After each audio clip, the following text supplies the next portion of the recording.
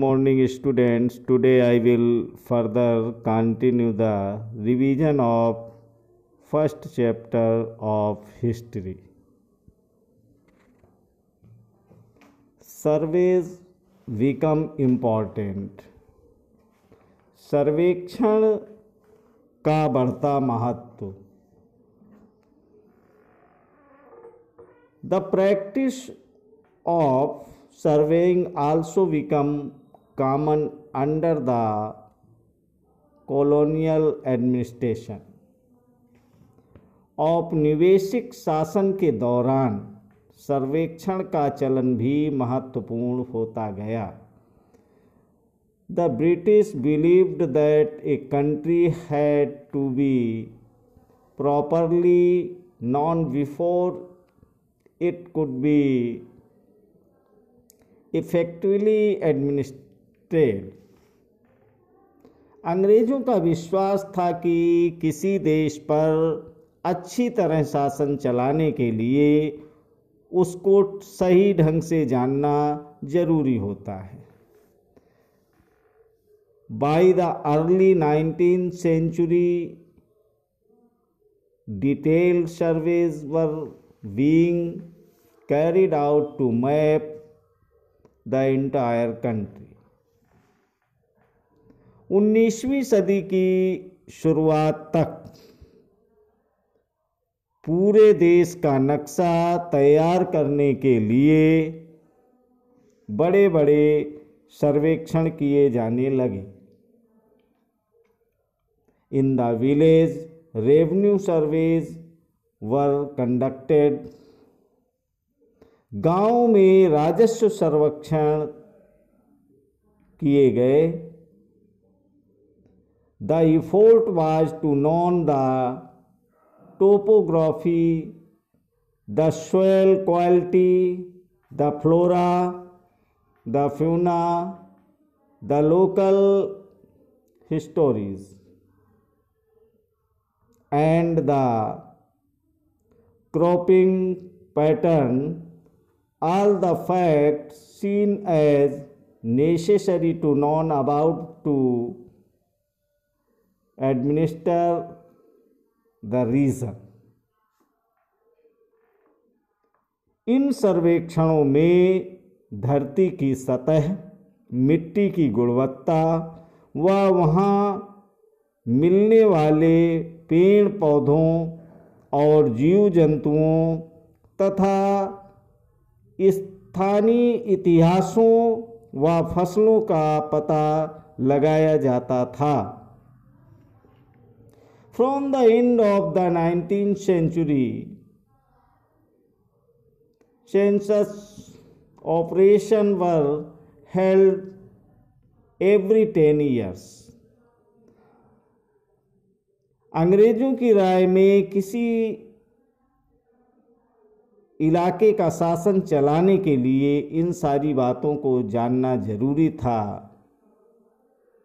19वीं सदी के आखिर से हर 10 साल में जनगणना भी की जाने लगी. These prepare detailed records of the number of people in all the provinces of India. जनगणना के जरिए भारत के सभी प्रांतों में रहने वाले लोगों की संख्या, उनकी जाति, इलाके और व्यवसाय के बारे में जानकारियां इकट्ठी की जाती थीं. Noting information on castes, religions and occupation. There were many other surveys, botanical surveys, zoological surveys, archaeological surveys, anthropological surveys, forest surveys. इसके अलावा वनस्पतिक सर्वेक्षण, प्राणी वैज्ञानिक सर्वेक्षण, पुरातात्विक सर्वेक्षण, मानव शास्त्रीय सर्वेक्षण, वन सर्वेक्षण आदि कई दूसरे सर्वेक्षण भी किए जाते थे। What official records do not tell, अधिकृत रिकॉर्ड से क्या पता नहीं चलता। From this vast corpus of records we can get to know a lot, but we must remember that these are official records. Records के इस विशाल भंडार से हम बहुत कुछ पता लगा सकते हैं, फिर भी इस बात को नज़रअंदाज नहीं किया जा सकता कि ये सारे सरकारी रिकॉर्ड हैं। They tell us what the official thought, what very were interested in, and what they wish to pressure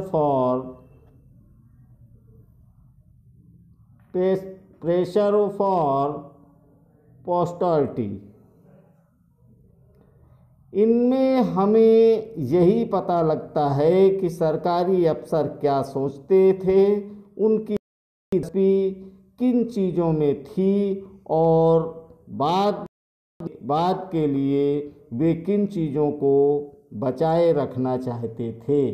These records do not always help us understand what other people in the country felt and what lay behind their action. In records से हमें ये समझने में हमेशा मदद नहीं मिलती कि देश के दूसरे लोग क्या महसूस करते थे और उनकी कार्रवाइयों की क्या वजह थी। For that we need to look elsewhere. When we begin to search for these other sources, we find them in plenty, thought they are more difficult to get than official records. इन बातों को जानने के लिए हमें कहीं और देखना होगा। जब हम ऐसे दूसरे स्रोतों की तलाश में निकलते हैं तो उनकी भी कोई कमी नहीं रहती। We have dozens of people, accounts of pilgrims and travelers, autobiographies of important personalities, and popular booklets that were sold in the local bazaars. लेकिन सरकारी रिकॉर्ड्स के मुकाबले उन्हें ढूंढना जरा मुश्किल साबित होता है। इस लिहाज से लोगों की डायरियाँ,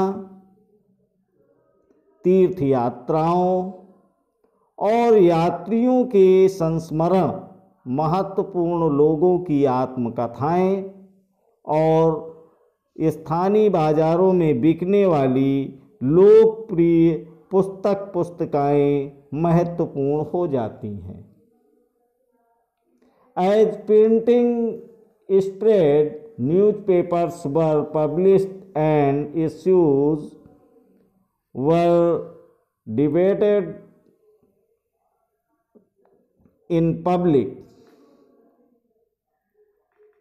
जैसे जैसे छपाई की तकनीकी फैली, अखबार छपने लगे और विभिन्न मुद्दों पर जनता में बहस भी होने लगी। Leaders and reformers wrote to spread their ideas. poets and novelists wrote to express their feelings. नेताओं और सुधारकों ने अपने विचारों को फैलाने के लिए लिखा। कवियों और उपन्यासकारों ने अपनी भावनाओं को व्यक्त करने के लिए लिखा। All these sources, however, were produced by those who were literate. लेकिन ये सारे स्रोत उन लोगों ने रचे हैं जो पढ़ना लिखना जानते थे। From these we will not be able to understand how history was experienced and lived by the travelers and the peasants, the workers in the mines, or the poor on the streets. Getting to know their life is a more difficult task. इनसे हम ये पता नहीं लगा सकते कि आदिवासी और किसान, खदानों में काम करने वाले मजदूर या सड़कों पर जिंदगी गुजारने वाले गरीब किस तरह के अनुभवों से गुजर रहे थे। Yet this can be done if we make a little bit of effort. When you read this book, you will see how this can be done. अगर हम थोड़ी और कोशिश करें तो हम इस बारे में भी जान सकते हैं। जैसे जैसे आप इस किताब में आगे बढ़ेंगे आपको यह बात समझ में आने लगेगी। Now revise the second chapter. From trade to territory, the company establishes power. व्यापार से साम्राज्य तक कंपनी की सत्ता स्थापित होती है।